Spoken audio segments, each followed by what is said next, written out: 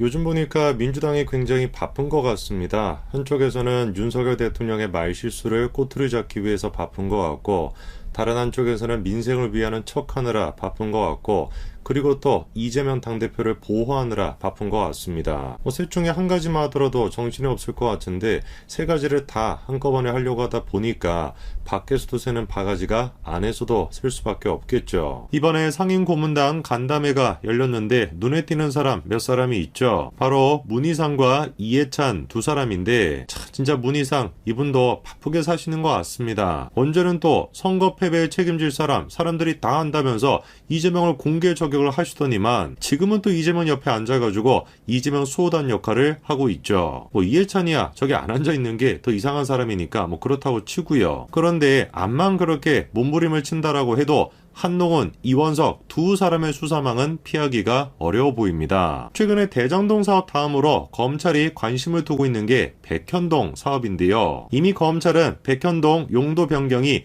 이재명의 자체 결정에 의한 것이다. 국토부의 압력은 없었다고 결론을 지었습니다. 그러면 질문이 드는 게 그거겠죠. 왜 도대체 이재명이가 국감장에까지 나와가지고 저렇게 거짓말을 했을까? 우선 일단 백현동 사업을 파다 보니까 지금까지 드러나지 않았던 새로운 사람이 드러나고 있습니다. 첫 번째가 허가방 김인섭 씨인데요. 이분도 잘 안 드러나서 그렇지 이재명이랑 인연이 굉장히 오래된 사람입니다. 그리고 당연히 예상이 되는 것처럼 이재명이랑 관계를 끊은 지 10년이 됐다라고 했는데 새빨간 거짓말이었죠. 왜 이렇게 하나같이 이재명이랑 연관돼 있는 사람들은 이재명이랑 관련이 없다 그렇게 거짓말을 할까요? 이유가 뻔한 거 아니겠습니까? 이재명에 대해 가지고 들키고 싶지 않은 무엇인가가 있으니까. 김인섭일 뿐만 아니라 하나같이 이재명의 측근으로 분류되는 사람들이 백현동 옹벽 아파트 연결고리로 묶이고 있습니다. 그런데 그 중에서 특히 눈에 띄는 사람이 누굽니까? 김현지죠. 아마 지금쯤이면 많은 분들이 김현지라고 하는 이름 자체는 익숙하실 겁니다. 이른바 그림자 실세라고 불리면서 거의 20년 동안 이재명을 지근거리에서 보좌하는 사람인데요. 워낙에 감춰져 있는 게 많다 보니까 김현지 씨를 둘러싼 논란도 참으로 많았습니다. 특히나 2004년도 성남 공공의료원 설립을 둘러싸고도 논란이 있었는데 당시 이제 의료원 설립을 위해서 이재명과 김현지 두 사람 전부 다 굉장히 애를 많이 썼었거든요. 심지어 이재명과 동료들이 시의회 의장석을 점거하고 항의까지도 했었고 저것 때문에 수배를 받아가지고 교회 지하에 숨어 지냈다 이런 얘기가 있었거든요. 그런데 나중에 정작 이재명이가 교회 지하에 숨어가지고 지냈던 것이 아니라 20대 미혼 여성 집에서 아주 즐거운 도피 생활을 했었다 이런 주장이 나오기도 했었죠. 그래가지고 그 대상이 김현지였던 거 아니냐, 이재명이랑 무슨 관계가 있었던 거 아니냐, 그것 때문에 김현지 씨가 고소하기까지도 했었습니다. 저는 솔직히 김현지 씨랑 이재명 두 사람이 사적으로 무슨 관계였는가 이거는 별로 관심이 없습니다. 그런데 제가 진짜 이상하다라고 생각하는 게 뭐냐면 어쨌거나 저쨌거나 이재명한테 아내가 있잖아요. 김혜경 씨가 있지 않습니까? 아니 그러면 상식적으로 생각해봤을 때 자기 남편이 사실이 아니라고 할지라도 김현지라고 하는 사람과 뭔가 이렇게 논란이 있고 사적인 논란이 있다라고 한다면 그거를 좋아할 아내가 누가 있겠습니까? 그러니까 그렇게나 금술이 좋다라고 하는 이 부부를 보면서 제가 이해가 안 된다라는 겁니다. 김현지 씨를 둘러싸고 그런 논란이 있었음에도 불구하고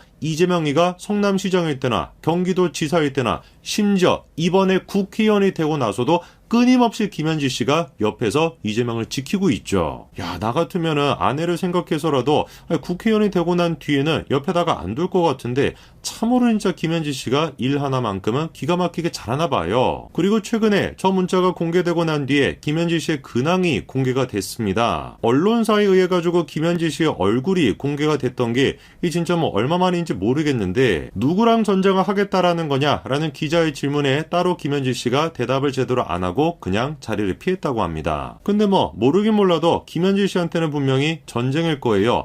이재명과 김현지 두 사람은 사실상 운명 공동체이기 때문에 이재명이 나가리가 된다. 김현지 씨도 마찬가지겠죠. 실제로 여타 다른 이재명의 측근들과 마찬가지로 김현지 씨를 둘러싼 논란도 참 많습니다. 그중에 대표적으로 대장동 아파트 문제가 있었는데 이거는 이번에 경찰 조사 끝에 혐의 없음으로 끝났습니다. 김현지 씨를 둘러싸고 대장동 사업과 관련된 혐의가 끝났다라는 거에 우리가 실망할 게 아니라 진짜 김현지 씨를 둘러싼 문제는 따로 있다라는 점에 주목해야 됩니다. 그것이 바로 제2의 대장동이라고 불리는 백현동 문제이죠. 저는 이번에 백현동 사업에 대해서 이재명이가 국감장에까지 나와서 필사적으로 몸부림치면서 거짓말을 했던 이유도 여기에 있다라고 봅니다. 즉 자기와 관련돼 있는 지금까지는 잘 드러나지 않았던 측근들의 비리 혐의가 추가적으로 드러나는 것을 막기 위해서였다라고 저는 보는데, 일단 백현동 사업에서 문제가 되고 있는 게 옹벽입니다. 왼쪽에 지금 보시면은 아파트를 마주보고 있는 옹벽을 확인할 수 있는데요. 얼핏 그냥 눈으로 보더라도 옹벽의 높이가 굉장히 높다라는 걸 알 수가 있죠. 특히 그때 당시 백현동의 공사 현장을 보면은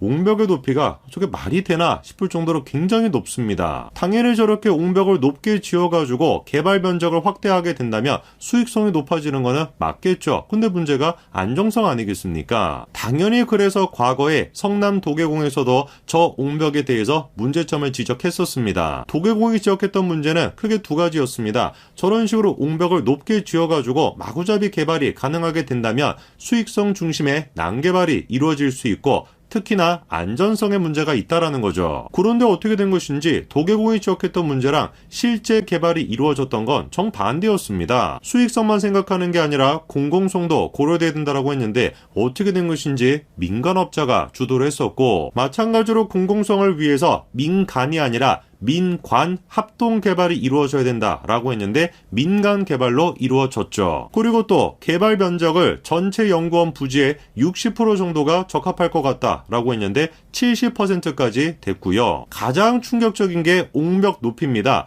5m 미만이 되는 게 좋을 것 같다라고 했는데 50m짜리 옹벽을 설치했던 것이죠. 그렇게 상상도 할 수 없는 개발이었기 때문에 관련돼 있는 사람들이 상상도 할 수 없는 어마어마한 수익금을 거둬들일 수 있었던 것이죠. 근데 이재명이랑 연관되어 있는 논란이 대개 그런 것처럼 항상 뭔가 빠져나갈 만한 구실을 만들어 놓는데 백현동 사업 또한 마찬가지였습니다. 성남 도계공에서 사업 타당성 보고서를 보냈던 게 2014년도 3월달이었습니다. 그런데 그 이후에 2016년도에 다른 보고서 하나가 오는데 그게 바로 성남의제 21이 만들었던 공문이었죠. 특히나 이 공문이 중요한 것이 성남의제 21이 공문을 보냈을 때 성남시가 백현동 식품연구원 부지 개발을 위한 환경 영향 평가를 하고 있었거든요. 그런데 딱 기가 막히게 그 공문의 내용이 뭐였냐? 개발 방식에 대해서 별다른 이의 제기를 하지 않았던 겁니다. 그리고 그렇게 공문을 보냈던 당시 성남의제 21의 사무국장이 누구였냐?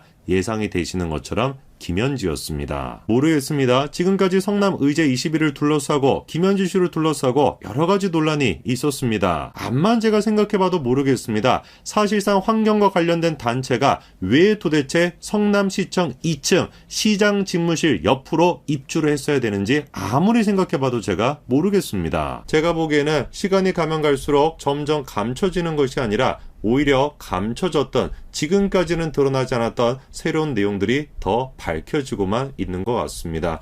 여기까지 말씀드리겠습니다. 감사합니다.